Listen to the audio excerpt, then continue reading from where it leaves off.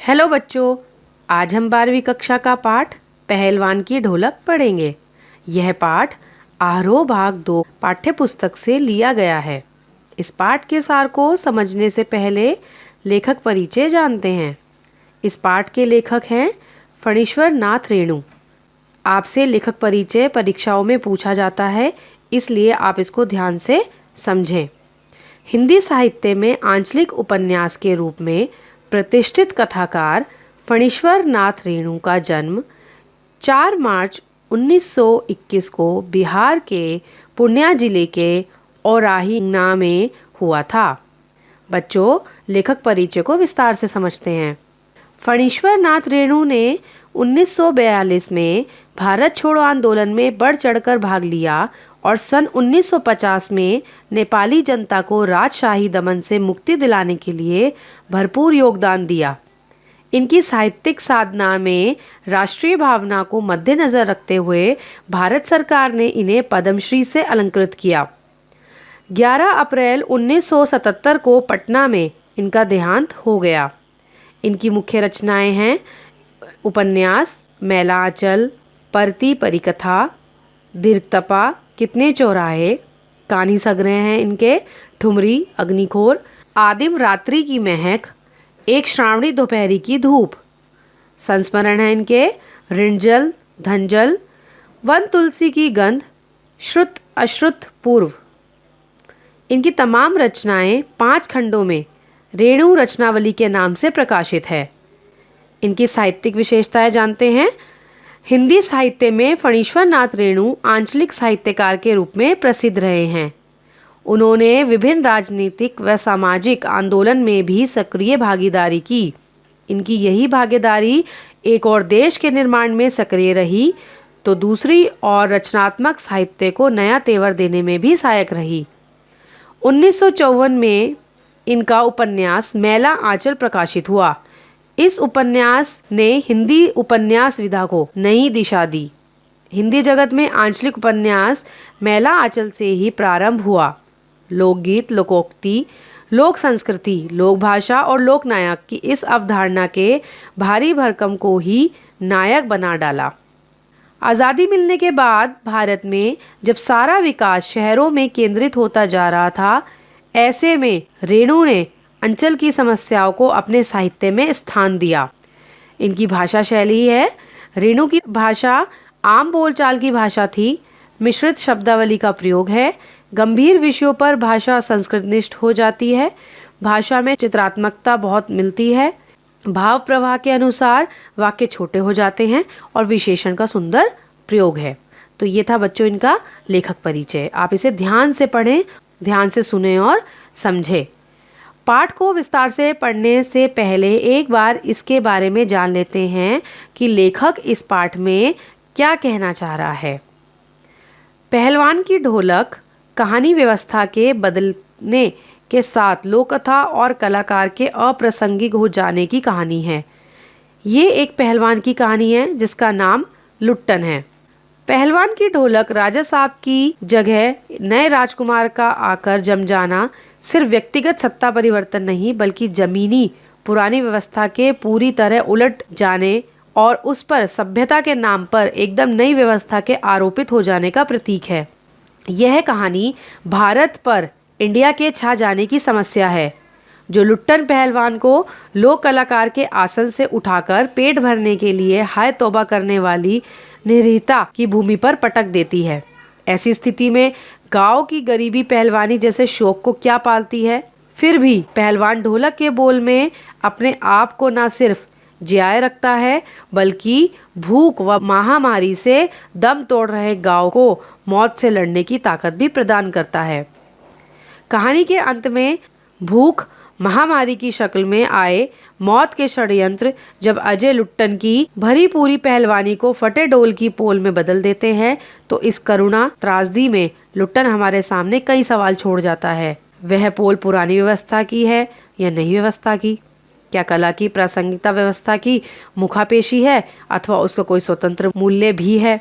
मनुष्यता की साधना और जीवन सौंदर्य के लिए लोक कलाओं को प्रासंगिक बनाए रखने हेतु हमारी क्या भूमिका हो सकती है? ऐसे कई प्रश्न हैं जो ये पाठ अंत में हमारे लिए छोड़ जाता है। बच्चों, इस कहानी के सार को हम विस्तार से समझते हैं। ये कहानी अगर आपको समझ में आ जाए तो मुझे कमेंट करके ज़रूर बताइए कि आपको ये कहानी समझ में आई और कैसी लगी। पाठ को लाइक करें, शेयर करें, ताकि अन्य बच्चे भी इसको पढ़ सकें, समझ सकें, ताकि उनकी भी इस पाठ को पढ़ने में मदद हो जाए और वो पढ़ सकें। लेखक गांव के माहौल का वर्णन करते हुए कहता है, सर्दी का मौसम था। गांव में मलेरिया व हैजे का प्रकोप था। अमावस्या की ठंडी रात बिल्कुल शांत थी। आकाश के तारे प्रकाश का स्रोत थे। सियारों और उल्लुओं की डरावनी आवाज़ से वातावरण की शांति भंग हो रही थी। किसी झोपड़ी से कराहने की आवाज़ आई। किसी झोपड़ी से कभी कभी बच्चे की रोने की आवाज़ भी आती थी। कुत्ते जाड़े के कारण राख के ढेर पर पड़े रहते थे। शाम और रात्रि को सब मिलकर रोते थे। इस सारे माहौल में भी पहलवान की ढोलक शाम से प्रातःकाल तक एक ही गति से बजती रहती थी। यह आवाज़ मृतक गांव में संजीवनी शक्ति भरती थी। उसकी ढोलक से उनको शक्ति मिलती थी, उन्हें ऊर्जा मिलती थी, क्योंकि इतनी महामारी फैल गई थी कि सभी तरफ रोना और परेशानी का माहौल बना हुआ था। सब लोग रोते रहते थे, परेशान थे। गांव में लुट्टन पहलवान प्रसिद्ध था। 9 वर्ष की आयु में वह अनाथ हो गया था। उसकी शादी हो चुकी थी। उसकी विधवा सास ने उसे पाला था। वह गाय चराता, ताज़ा दूध पीता तथा कसरत करता था। गांव के लोग उसकी सास को तंग किया करते थे। लुट्टन इन सब से बदला लेना चाहता था। कसरत के कारण वह किशोरावस्था में ही पहलवान बन गया। एक बार लुट्टन श्यामनगर मेले में दंगल देखने गया। पहलवानों की कुश्ती के दाव पेच देखकर उसने शेर के बच्चे को चुनौती दे डाली। शेर के बच्चे का असली नाम था चांद सिंह। उसे शेर का बच्चा कहते थे। वह पहलवान बादल सिंह का शिष्य था। वह भी सबसे बड़ा पहलवान था। 3 दिन में उसने पंजाबी और पठान पहलवानों को हरा दिया था। वह अपनी श्रेष्ठता सिद्ध करने के लिए बीच बीच में धमका और फिर श्यामनगर के जंगल में शिकार प्रिय वृद्ध राजा साहब उसे दरबार में रखने की सोच रहे थे कि लुट्टन शेर के बच्चे को चुनौती दे दी। दर्शक उसे पागल समझते थे। चांद सिंह बाज की तरह लुट्टन पर टूट पड़ा, परंतु वह सफाई से आक्रमण को संभाल कर उठ खड़ा हुआ। राजा ने लुट्टन को समझाया और कुश्ती से हटने को कहा, किंतु लुट्टन ने लड़ने की इजाज़त मांगी। मतलब सब उसे मना कर रहे थे, लेकिन वह नहीं मान रहा था। मैनेजर से लेकर सिपाही तक ने उसे समझाया, परंतु लुट्टन ने कहा कि इजाज़त ना मिली तो पत्थर पर माथा पटक कर मर जाऊंगा। मतलब वो लड़ने के लिए तैयार ही था, वो कुश्ती करना ही चाहता था। भीड़ में भी अधीरता थी कि क्या होगा क्या होगा, सब बेचैन थे। पंजाबी पहलवान लुट्टन पर गालियों की बौछार कर रहे थे। दर्शक उसे लड़ने की अनुमति देना चाहते थे। विवश होकर राजा साहब ने इजाज़त दे दी। बाजे बजने लगे। लुट्टन का ढोल भी बजने लगा। चांद ने उसे कसकर दबा लिया था और उसे चित्त करने की कोशिश में था। तभी क्या हुआ, लुट्टन के समर्थक में सिर्फ ढोल की आवाज़ थी, जबकि चांद के पक्ष में राजमत और बहुमत था। लुट्टन की आंखें बाहर निकल रही थी। तभी ढोल की पतली आवाज़ सुनाई दी उसे जो था, ढोलक जो थी वो प्रेरित करती थी, क्योंकि वो ढोलक को ही अपना गुरु मानता था। तो जैसे ढोलक बजनी शुरू हुई, क्या आवाज़ आई, धाक दिन तिरघट तिना, धाक दिना तिरघट तिना। इसका क्या अर्थ था उसके लिए कि दाव काटो और बाहर हो जाओ। लुट्टन दाव काटी और लपक कर चांद की गर्दन को पकड़ ली। ढोल ने फिर आवाज़ दी, चटाक चटधा, अर्थात उठाकर पटक दे। लुट्टन ने दाव पर जोर लगाकर चांद को ज़मीन पर दे मारा। ढोलक से फिर आवाज़ आई, दिनादिन दिनादिन दिग दिना। उसका मतलब था कि लुट्टन ने चांद को चारों खाने चित कर दिया। ढोलक ने वाह बहादुरी की ध्वनि से जनता को तथा माँ दुर्गा की, महावीर जी की, राजा जी की जय जयकार की। लुट्टन ने सबसे पहले ढोलों को प्रणाम किया और फिर दौड़कर राजा साहब को गोद में उठा लिया। राजा साहब ने उसे दरबार में रख लिया, क्योंकि वो बहुत बहादुर था, अच्छा पहलवान था। पंजाबी पहलवानों की जमायत चांद सिंह की आंखें पूछ रही थी। राजा साहब ने लुट्टन को पुरस्कृत ना करके सदा के लिए अपने दरबार में रख लिया। मतलब कोई इनाम नहीं दिया, बस उसका इनाम यही था कि वो राजा साहब के साथ रहने लग गया था। राज पंडित व मैनेजर ने लुट्टन का विरोध किया कि वे क्षत्रिय नहीं हैं और हम इसको नहीं रखेंगे, परंतु राजा साहब ने एक ना सुनी। कुछ ही दिनों में लुट्टन सिंह की कीर्ति दूर दूर तक फैल गई। उसने सभी नामी पहलवानों को हराया, उसमें काला खां जैसे प्रसिद्ध पहलवान को भी हरा दिया। उसके बाद दरबार का दर्शनीय जीव बन गया, मतलब वो बहुत प्रसिद्ध हो गया। लुट्टन सिंह मेले में घुटनों तक लंबा चौगा पहने, अस्त व्यस्त पगड़ी बांधकर मतवाले हाथी की तरह झूमता चलता। हलवाई के आगरे पर 2 सेर रसगुल्ले खाता तथा 8-10 जो था वो मुंह में डाल लेता था, पान डाल लेता था। वह बच्चों जैसे शौक रखता था। दंगल में उससे कोई लड़ने की हिम्मत नहीं करता था। कोई करता तो राजा साहब उसे इजाज़त नहीं देते थे। इस तरह 15 वर्ष बीत गए। उसके 2 पुत्र हुए। उसकी सास पहले ही मर चुकी थी और पत्नी भी 2 पहलवान बेटों को पैदा करके स्वर्ग सिधार गई। दोनों लड़के पहलवान थे। दोनों का भरण पोषण राज दरबार से ही हो रहा था। पहलवान हर रोज सुबह उनसे कसरत करवाता और दिन में उन्हें सांसारिक ज्ञान भी देता था। वह बताता कि उसका गुरु ढोल है। अचानक राजा साहब स्वर्ग सिधार गए। नए राजकुमार ने विलायत से आकर राजकाज अपने हाथों में ले लिया और उसने क्या करा, पहलवानों की यानी लुट्टन की उसने छुट्टी कर दी। लुट्टन ढोलक कंधे से लटकाकर अपने पुत्रों के साथ गांव वापस लौट आया। गांव वालों ने उसकी झोपड़ी बना दी और गांव के नौजवानों व चरवाहों को वह कुश्ती सिखाने लगा। खाने पीने का खर्चा गांव वालों की तरफ से ही बंधा हुआ था। गरीबी के कारण धीरे धीरे किसान मजदूरों के बच्चों ने स्कूल जाना भी बंद कर दिया था। अब वह अपने लड़कों को ढोल बजाकर ही कुश्ती सिखाता, मतलब वो ढोल बजाता और उन्हें कुश्ती सिखाता था। लड़के दिन भर मजदूरी करके कमाकर लाते थे। गांव पर भी अचानक संकट आ गया था। सूखे के कारण अन्न की कमी हो गई, मलेरिया हैजा फैल गया, घर के घर खाली हो गए।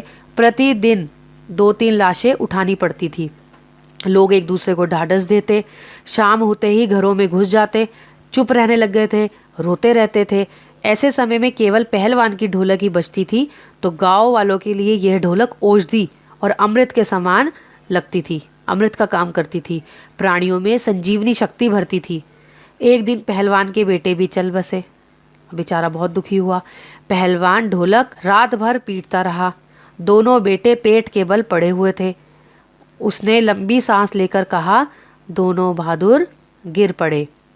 उस दिन उसे राजा श्यामानंद की दी हुई रेशमी जांघिया पहनी और सारे शरीर पर मिट्टी मलकर थोड़ी कसरत की। फिर दोनों पुत्रों को कंधों पर लादकर नदी में बहाया। इस घटना के बाद गांव वालों की हिम्मत टूट गई। उन्हें लगा कि अब पहलवान की भी हिम्मत टूट जाएगी। अब ना तो वो ढोलक बजाएगा और ना अब हमारे दुखों को कोई दूर करने वाला होगा, कि हमें कोई हमारी उसकी ढोलक सुन के हमें जो है सांत्वना मिलती थी, अब वो भी नहीं मिलेगी। परंतु हुआ यूं कि रात में फिर पहलवान की ढोलक बजने लगी तो लोगों की हिम्मत दुगनी बढ़ गई। 4-5 दिनों के बाद एक रात ढोलक की आवाज़ नहीं सुनाई पड़ी। सुबह उसके शिष्यों ने देखा कि पहलवान की लाश घर के अंदर पड़ी थी। शिष्यों ने बताया कि उसके गुरु ने कहा था कि उसके शरीर को जब चिता पर लिटाया जाए तो उसे पेट के बल लिटाया जाए, क्योंकि जब पहलवान को पेट के बल लिटाया जाता है तभी उसे चित्त माना जाता है, तभी उसे हारा हुआ माना जाता है। तो वो कहता है, अपने शिष्यों को क्या किया जाता है कि मैं भी चित्त नहीं हुआ और मेरा चिता सुलगाने के समय पर ढोल ज़रूर बजा देना। तो बच्चों, ये थी हमारी लुट्टन पहलवान की कहानी ना। पहलवान की ढोलक जो था पाठ, ये हमें बताता है। इसमें कुछ महत्वपूर्ण प्रश्न भी मैंने दिए हैं, आप वो भी देख लीजिए। इस पाठ को अगर डिटेल में पढ़ना है तो इसका जो लिंक है वो मैं डिस्क्रिप्शन बॉक्स में दे रही हूँ, आप वहाँ पे जाके इसको विस्तार से भी पढ़ सकते हैं। आप मेरे चैनल को सब्सक्राइब कर लें ताकि मैं कोई भी वीडियो डालूँ तो वो आप तक पहुँच जाए। धन्यवाद।